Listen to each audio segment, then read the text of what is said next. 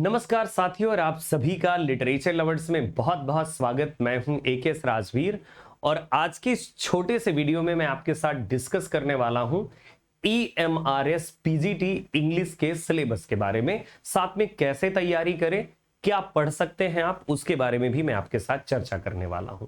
तो दोस्तों चलिए शुरू करते हैं इस सेशन को। बाकी अगर आपकी कोई और क्वेरी हो तो आप इस नंबर पर ड्रॉप कर सकते हैं। जैसे हमारे जो अदर डिफरेंट कोर्सेज चलते हैं तो आपको जानकारी इन नंबरों से मिल जाएगी, या फिर आप लिटरेचर लवर्स ऐप को डाउनलोड कर सकते हैं और हमारे कोर्सेज के बारे में चेक कर सकते हैं।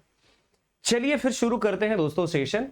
तो सबसे पहले देखिए, ये सिलेबस जो है आपका पीजीटी इंग्लिश वाला, ये जो सिलेबस है इसको आप देखें, यही आपका सिलेबस है। वैसे देखने में काफी छोटा सा लगता है।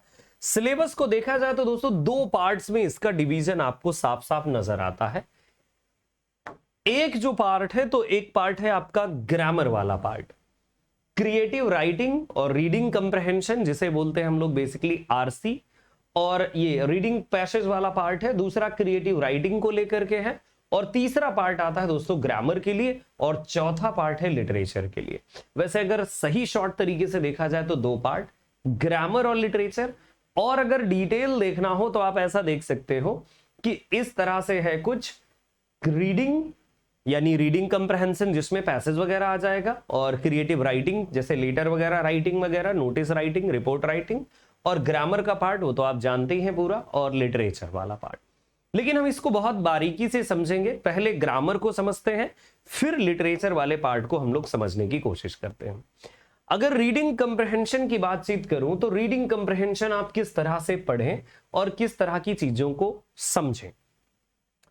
अनसीन पैसेज जो फैक्चुअल या डिस्क्रिप्टिव या लिटरेरी बेस्ड हो सकता है, to assess comprehension, interpretation, inference and vocab, यानी कि आपको यहां पर वर्ड पावर की जरूरत पड़ेगी।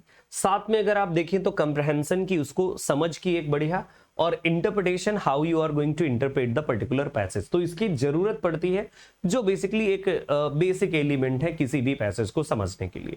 भाई कहीं भी आप पैसेज सॉल्व करेंगे तो आपको यही पैटर्न और इस तरह की चीज देखनी पड़ती है। ये 100% श्योर है, डेड श्योर है, आप ऐसा कह सकते हो।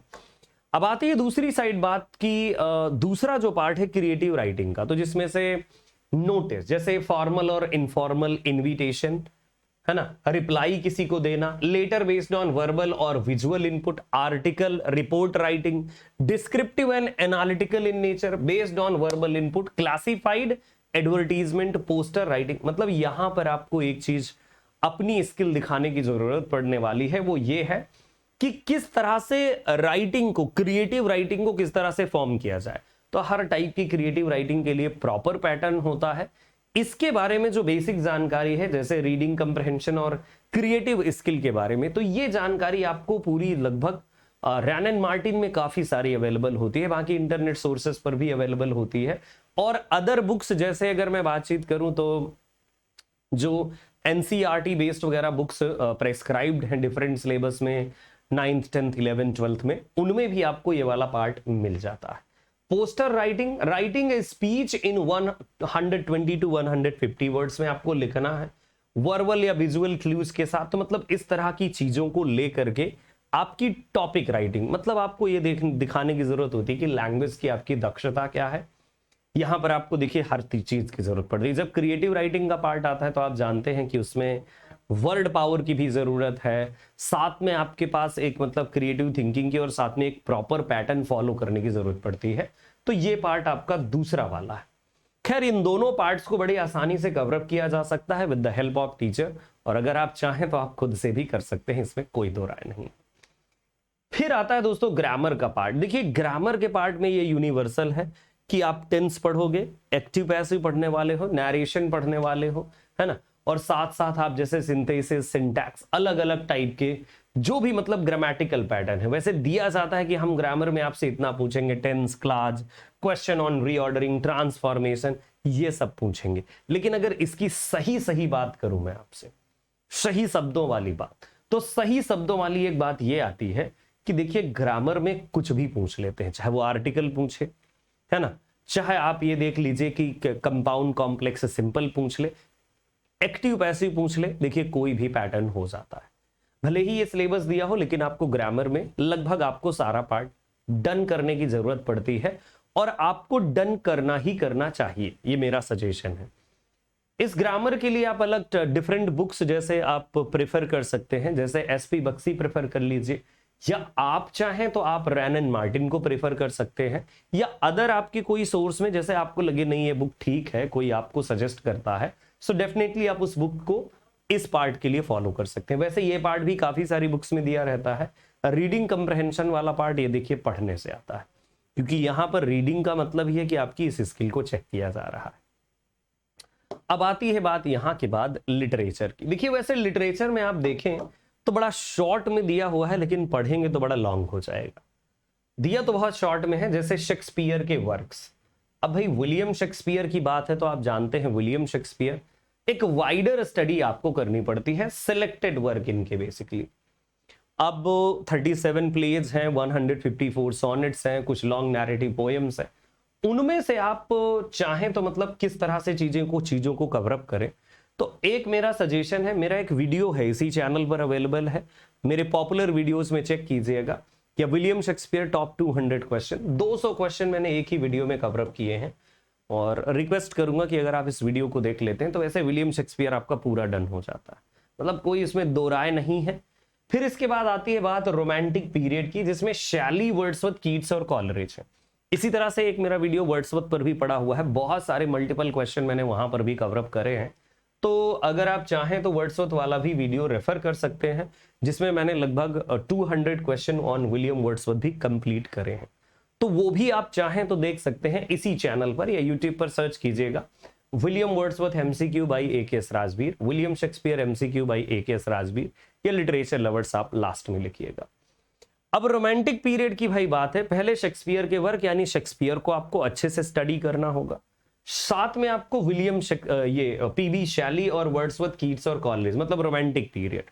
तो देखिए रोमांटिक पीरियड का बैकग्राउंड पढ़ लीजिए, पूरा का पूरा क्या बैकग्राउंड था, तो आपको रोमांटिक एज का बैकग्राउंड भी मेरे वीडियोस में मिल जाएगा। Romantic age in English literature by AKS. Rajveer search करिएगा, और या तो आप चाहें तो पूरा हिस्ट्री का वीडियो देख सकते हैं, एक 11 घंटे का है, एक 7 घंटे का। अब दोनों में से कोई भी वीडियो आप प्रेफर कर सकते हैं, जो आपकी मर्जी। तो romantic period in English literature ये भी आप मतलब पढ़ लेंगे तो एक बैकग्राउंड इंफॉर्मेशन हो जाएगी। साथ में पीबी शैली, जैसे पर्सी बेसी शैली पढ़ना है तो सिलेक्टेड वर्क पढ़ लीजिए, उनकी समरी पढ़ लीजिए, सोनेट या फिर जिस भी टाइप की पोएम इन्होंने ओड लिखी है तो उनके बारे में आपको स्टडी करने की जरूरत है पीबी शैली की।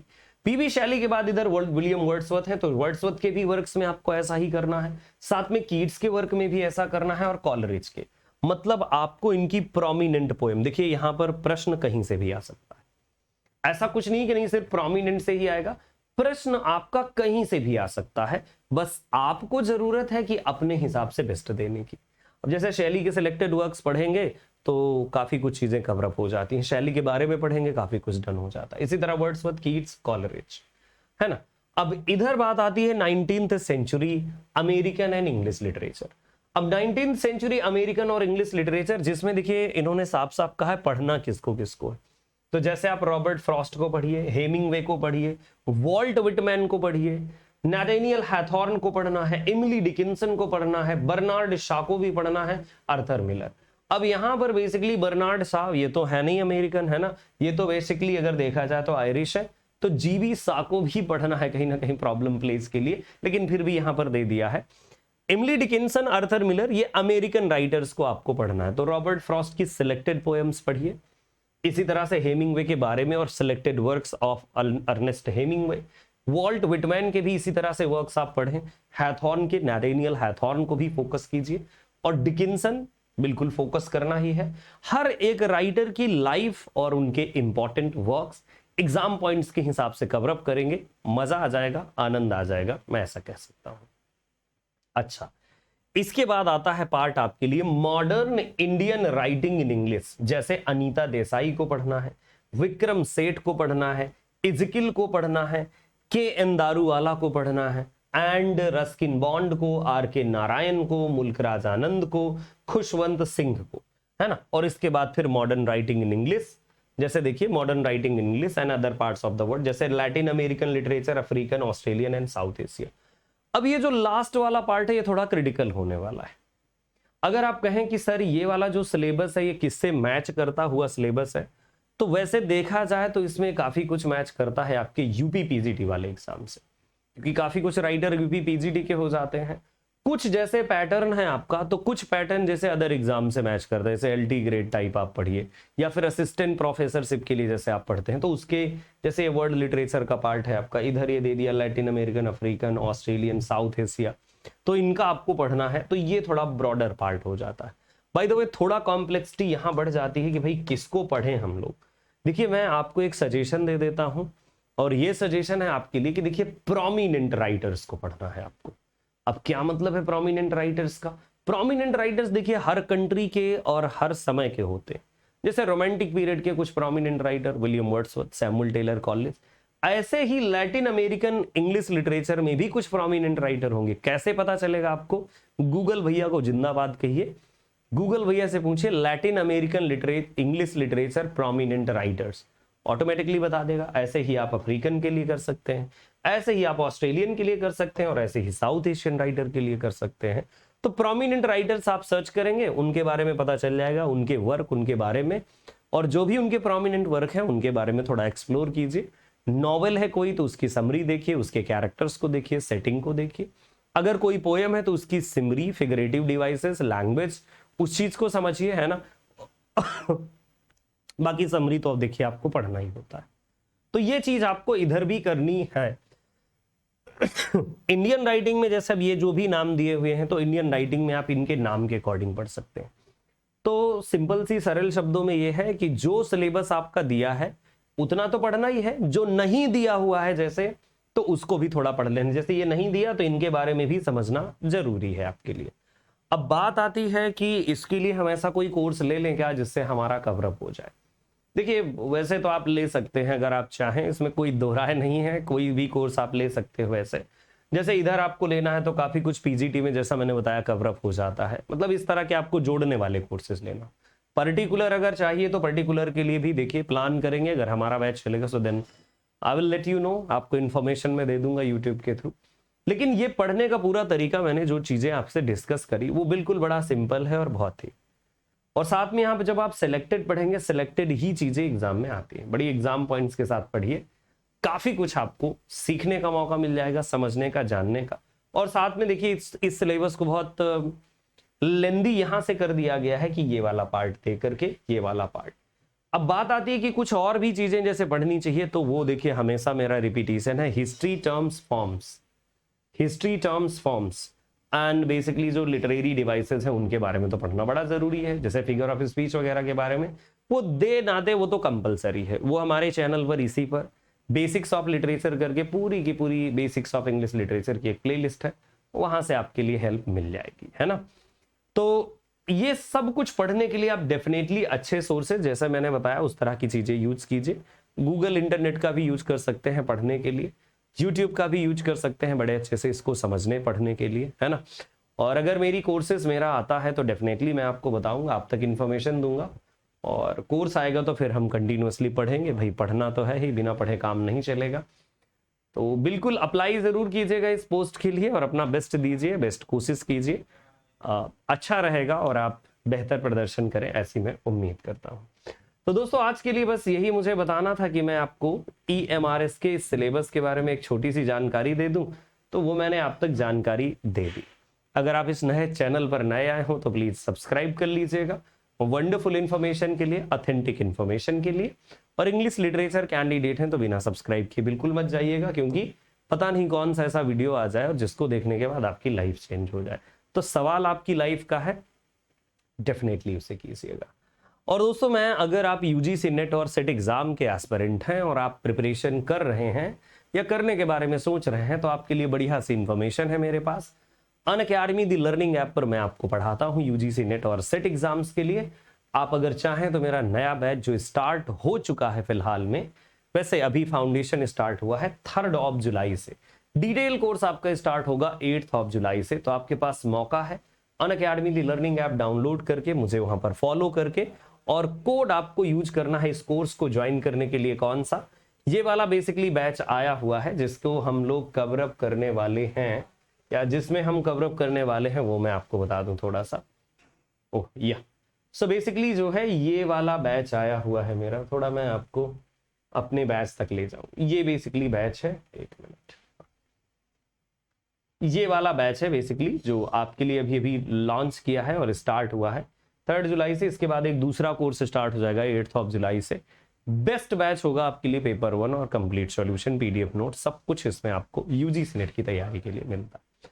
तो अगर आप एक ऐसे कैंडिडेट हो जो मतलब यूजीसी नेट की भी तैयारी करता हो, ऐसे एग्जाम्स की भी तैयारी करता हो, तो ये काफी कुछ मिल जाता है, बस ग्रामर का पार्ट आपके यूजीसी में नहीं होता है ना। So thank you so much for stay tuning with me. और अगर आप कोर्स लेते हैं तो कोर्स के लिए आपके लिए कोड है मेरा AKS राजवीर। इस कोड को अगर आप अप्लाई करेंगे तो आपको जो डिस्काउंट अवेलेबल होगा अनअकैडमी दी लर्निंग ऐप पर वो आपके लिए अप्लाई हो जाएगा और आपको मेरे कोर्सेज में एनरोलमेंट मिल जाएगा, फिर आप तैयारी कर सकते हैं ये बेसिकली। और प्रोफाइल जरूर फॉलो जरूर कीजिएगा, फ्री क्लासेस भी पढ़ने के लिए आप मुझे फॉलो कर सकते हैं। So thank you so much, फिर से मिलते हैं आपसे किसी दूसरे वीडियो में, तब तक के लिए नमस्कार, अपना ख्याल रखिए और मिलते रहेंगे ऐसे। Thank you so much, good night, take care.